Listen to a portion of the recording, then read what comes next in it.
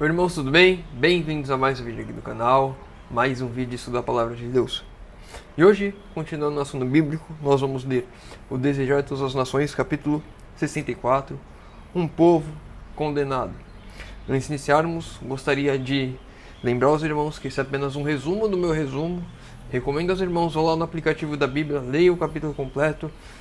Ele tem bastante conteúdo lá, tem bastante coisa pra gente aprender que eu não vou conseguir trazer aqui, então recomendo aos irmãos, vão lá, estudem por si só, ou leiam, ou escutem o audiobook, e tem as duas opções dentro do aplicativo da Bíblia. Gostaria também de agradecer aos irmãos que estiveram orando por mim. No vídeo de sexta-feira eu falei que estava desempregado e graças a Deus ontem já consegui um novo emprego e, para uma glória de Deus, nada faltou em casa, a confiança sempre 100% que Deus ia prover tudo e Ele proveu. Então, sem mais delongas, vamos iniciar o Desejar de Todas as Nações, capítulo 64, Um Povo Condenado. Os discípulos notavam o ódio dos judeus para com Cristo, mas não viam ainda até onde Ele os levaria. Não compreendiam ainda a verdadeira condição de Israel, nem entendiam a retribuição que estava impendente sobre Jerusalém. Muitas vezes, assim como os discípulos, eu e você não conseguimos compreender até onde vai a maldade do povo, até onde vai a rejeição das pessoas a Cristo, até onde vai a rejeição daquele que é povo de Deus em rejeitar a mensagem que Deus tem para nós. Muitas vezes eu e você vamos à igreja, estamos mudando a nossa vida, estamos adaptando e fazendo tudo aquilo que Deus quer. Muitas vezes as pessoas ao nosso redor estão nos odiando por fazermos isso e nós nem percebemos. Devemos sempre estar atentos, cuidado, sempre dar bom testemunho. Por mais que isso incite o ódio, por mais que nós não compreendamos, por mais que todas as coisas ruins possam acontecer a nós, devemos sempre dar um bom testemunho de fazer tudo aquilo que Deus quer de nós. Havia oficiais romanos entre a turba e os inimigos de Jesus. O denunciaram aos mesmos como chefe de uma rebelião. Apresentaram-no como estando para se apoderar do templo e dominar como rei de Jerusalém. Então aqui, os sacerdotes, os líderes religiosos ali, no meio daquela multidão que estava seguindo a Cristo, que estava adorando a Cristo, que estava o recebendo, acreditando que ele era o rei que estaria vindo fundar um novo reino, os sacerdotes também imaginavam que ele pudesse fazer aquilo e denunciaram os oficiais romanos que estavam ali no meio. Mas a voz calma de Jesus fez por momentos silenciar a multidão clamorosa enquanto declarava não ter vindo estabelecer um reino temporal. Ou seja, ele não estava vindo tomar o trono de Israel, não estava vindo causar uma rebelião, como os sacerdotes estavam dizendo. Os funcionários romanos foram reduzidos ao silêncio, ainda que estranhos à distância, a influência comoveu-lhes o coração como nunca antes. No calmo e solene rosto de Jesus, leram amor, benevolência e serenidade digna.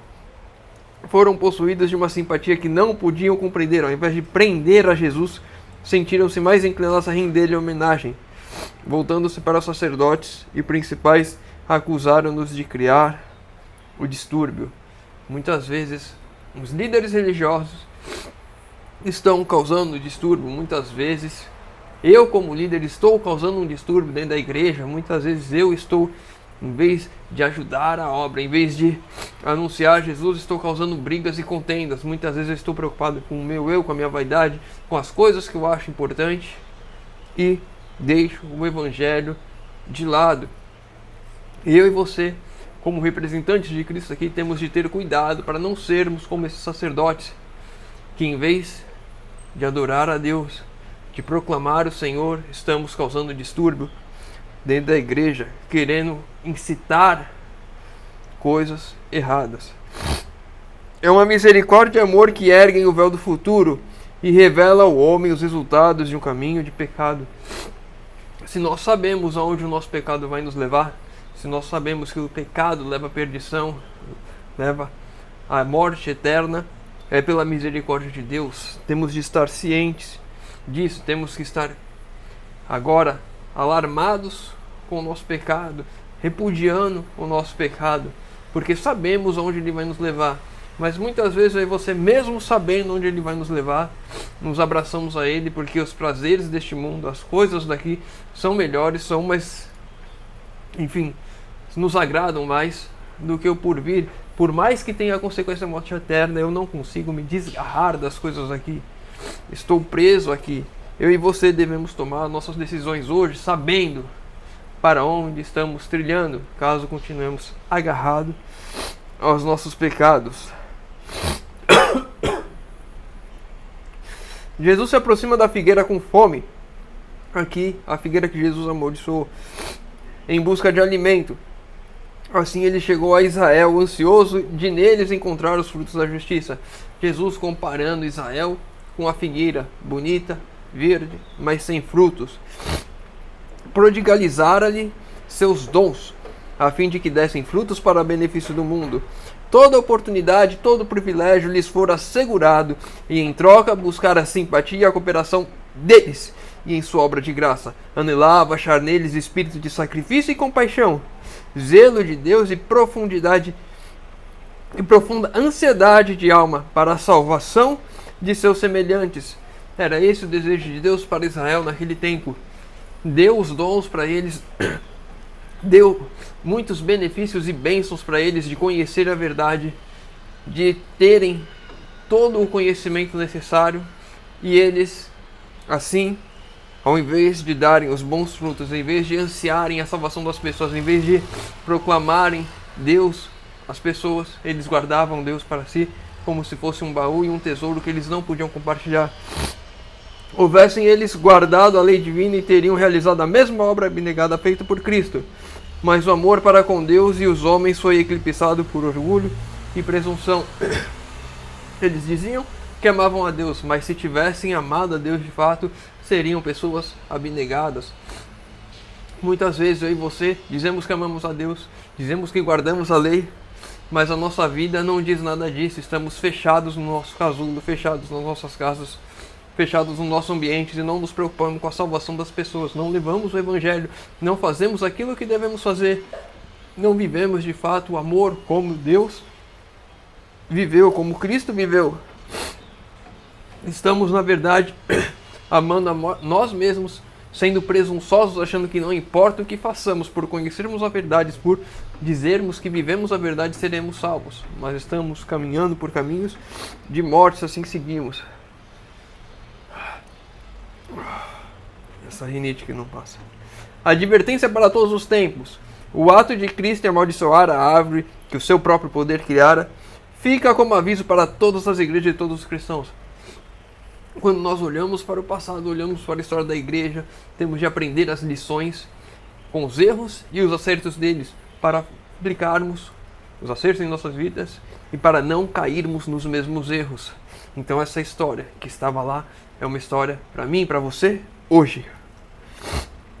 Ninguém pode viver a lei divina sem servir aos outros, mas há muitos que não vivem segundo a misericordiosa, abnegada vida de Cristo. Alguns que julgam excelentes cristãos não compreendem o que significa o serviço para Deus. Muitos não vivem uma vida de serviço. Muitos não conseguem compreender que amar a Deus é servir ao meu próximo. Muitos acham que apenas ir à igreja, apenas fazer as coisas como a Bíblia diz, guardo o sábado, não como carne de porco, não faço isso, faço aquilo, e acha que estão agradando a Deus, mas quando não tem uma vida de serviço, são apenas obras de homens, obras vazias. E é exatamente isso que Satanás quer de mim e de você, que façamos obras vazias e que achamos que por isso, pelas nossas obras, por fazermos o que a letra da lei diz, está tudo bem. Assim como o jovem rico que fazia tudo aquilo que a letra da lei diz, achava que estava tudo bem, mas sentia que algo faltava. E quando ele descobriu o que faltava, ele rejeitou. E agora, essa lição vem a nós hoje. Descobrimos o que pode estar faltando na minha e na sua vida. Uma vida de serviço a Deus. Se eu e você não abrirmos mão do nosso eu para fazermos toda a vontade de Deus, ajudar o nosso próximo, servir o nosso próximo, iremos estar andando em caminhos de morte. Alguns que se julgam excelentes cristãos não conseguem compreender o que significa o serviço a Deus. Seus planos e cogitações têm por fim agradar a si mesmos Todos os meus planos, toda a minha vida é para agradar a mim mesmo, não a Deus, não para ajudar o meu próximo. O tempo só é de valor para eles quando podem ajuntar para si mesmo. Em todos os negócios da vida, é esse o seu objetivo. Cristãos que dizem que amam o próximo, mas tudo o que fazem na sua vida é olhando para si mesmos. Quando ele prega, ele não prega para avisar as pessoas, para alertar as pessoas, para ajudar as pessoas, para encorajar as pessoas. Ele prega para que ele faça um bom sermão, para que ele seja exaltado pela mensagem que ele levou. Quando ele vai louvar, ele não louva para engrandecer o nome de Deus. Ele louva para engrandecer a si mesmo, para que as pessoas reconheçam a voz linda que ele tem, como ele canta bem, como ele faz isso bem. Muitos de nós estamos andando nesses caminhos de trevas.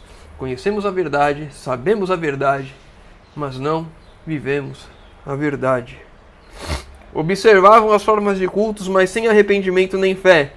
Em profissão honravam a lei divina, mas faltam na obediência.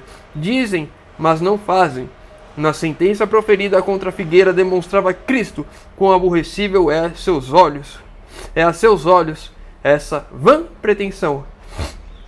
Diz ele que o pecador declarado é menos culpado do que professa servir a Deus, mas não produz fruto para a sua glória.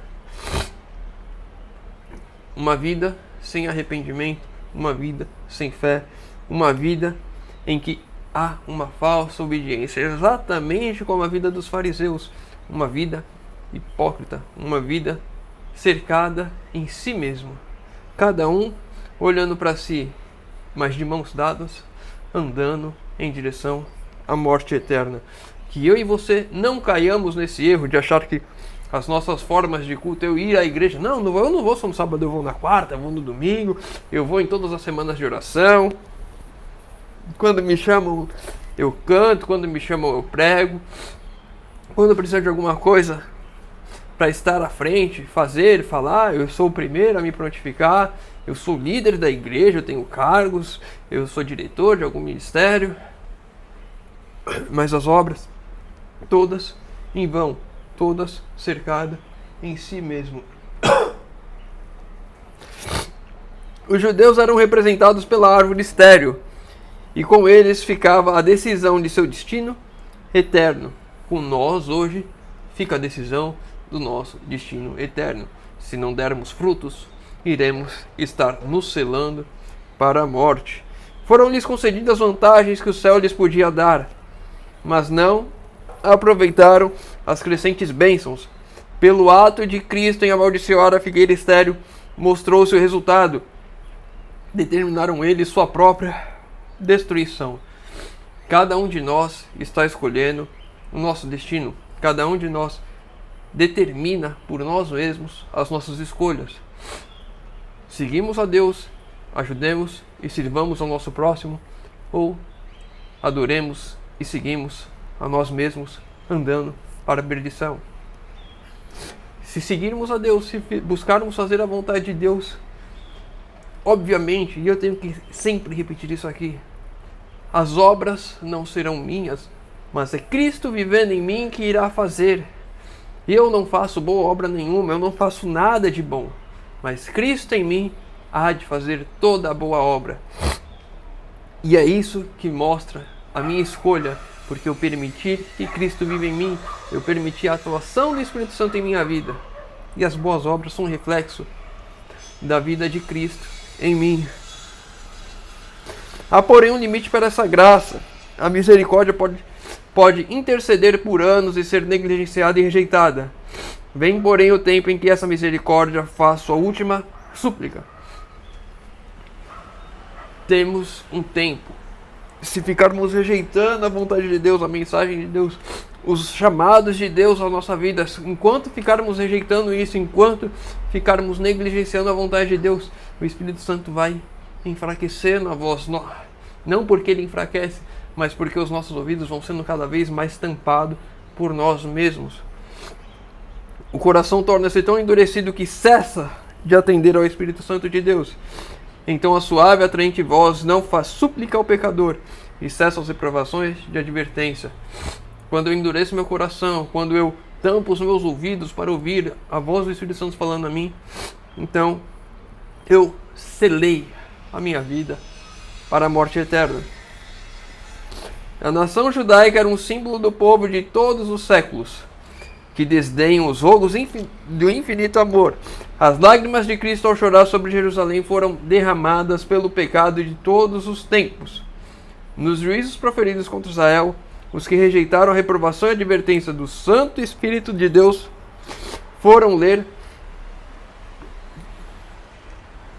podem ler sua própria condenação. Jesus estava chorando de tristeza por ver toda uma nação se condenando à morte, escolhendo a perdição. E aquele choro vai até os dias de hoje por todos aqueles que escolhem por livre e espontânea vontade a perdição, por rejeitarem a Deus, por não quererem a Deus trabalhando em suas vidas. Por todos esses é o choro de Cristo ainda hoje. Há nessa geração muitos que estão trilhando o mesmo caminho dos incrédulos judeus, testemunhar as manifestações do poder de Deus. O Espírito Santo lhes falou ao coração. Apegam-se, porém, à sua incredulidade e resistência. Deus lhes envia advertências e repreensões, mas não querem confessar seus erros e rejeitam-lhe a mensagem e o mensageiro. Muitos de nós estamos hoje rejeitando a mensagem e o mensageiro de reprovação, uma mensagem de mudança de vida, uma vida de serviço a Deus. Ai, Senhor, devia ter trazido um lencinho. Eu e você muitas vezes estamos rejeitando a vontade de Deus. Eu e você estamos negligenciando a vontade de Deus. Estamos selando nossas vidas para a perdição, porque nos agarramos a esse mundo, queremos ficar aqui. Nossa incredulidade, a nossa resistência de largar as coisas aqui, essas coisas vão enfraquecendo a voz do Espírito Santo, vão endurecendo o nosso coração. E para a gente encerrar o último texto de hoje, Cristo previu que Jerusalém permaneceria endurecida e impenitente. Entretanto, toda a culpa, toda a consequência da rejeitada misericórdia jaziam-lhe à própria porta.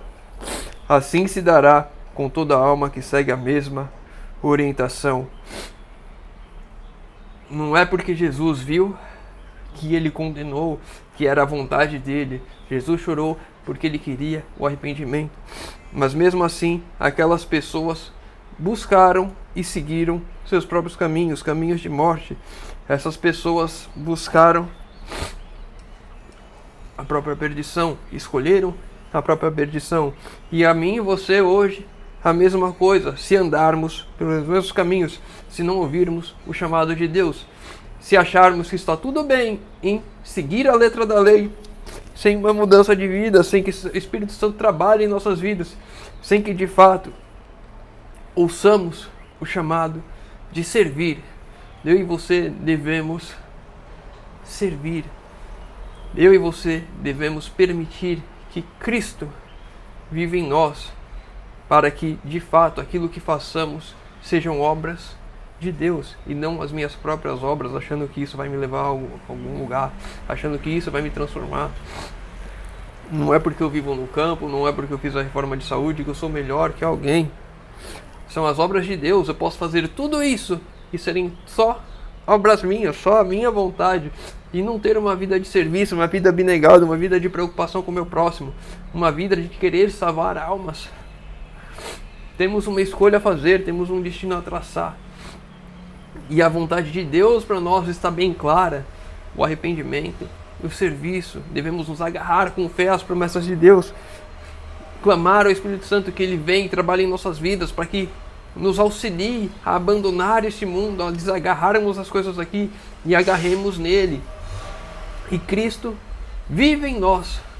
Que possamos, eu e você, abrirmos as portas do nosso coração hoje, para que o trabalho do Espírito Santo aconteça em nossas vidas. Se ficou com alguma dúvida, deixa nos comentários. Se tem alguma outra dúvida qualquer, se leu o capítulo completo, tem algum outro ponto para comentar, deixa nos comentários, eu vou estar lendo e a gente vai estudar juntos. Se tem o seu pedido de oração, deixa nos comentários, que eu vou estar orando por todos. Convido aos irmãos que puderem fechar os olhos para falarmos com Deus. Senhor Deus, Pai amado, Obrigado, Senhor, porque mais uma vez temos a oportunidade de abrir a Tua Palavra e de estudar.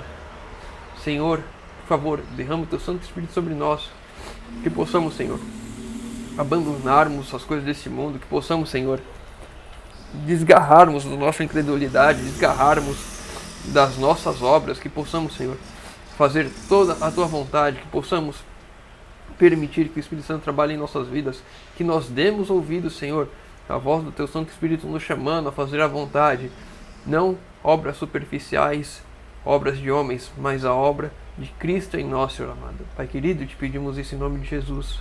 Amém. Meu irmão, fica com Deus e que Deus te abençoe.